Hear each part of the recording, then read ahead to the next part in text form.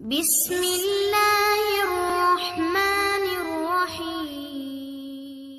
السلام علیکم ورحمۃ اللہ وبرکاتہ۔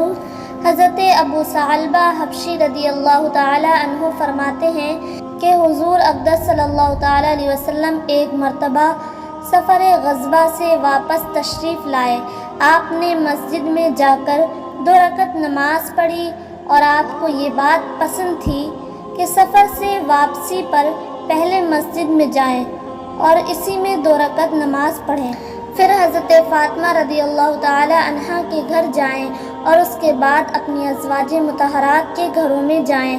چنانچہ ایک مرتبہ سفر سے واپس تشریف لائے اور اپنی ازواج مطہرات کے گھروں سے پہلے حضرت فاطمہ رضی اللہ تعالی عنہا کے گھر تشریف لے گئے تو حضرت فاطمہ رضی اللہ تعالی عنہا نے اپنے گھر کے دروازے پر آپ کا استقبال کیا اور آپ کے چہرے انور اور آنکھوں کا بوسہ لینے لگی اور رونے لگی تو حضور صلی اللہ تعالی علیہ وسلم نے استفسار فرمایا، کیوں روتی ہو؟ انہوں نے عرض کیا، یا رسول اللہ صلی اللہ تعالی علیہ وسلم، آپ کی یہ حالت دیکھ کر رو رہی ہوں کہ آپ کا رنگ سفر کی مشقت کی وجہ سے بدل چکا ہے اور آپ کے کپڑے پرانے ہو گئے ہیں۔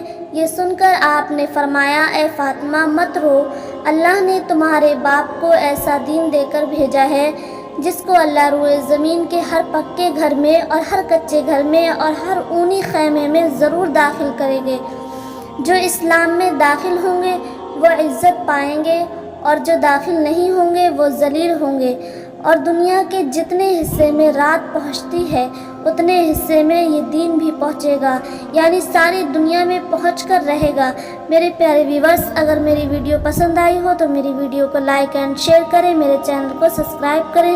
السلام علیکم ورحمۃ اللہ وبرکاتہ۔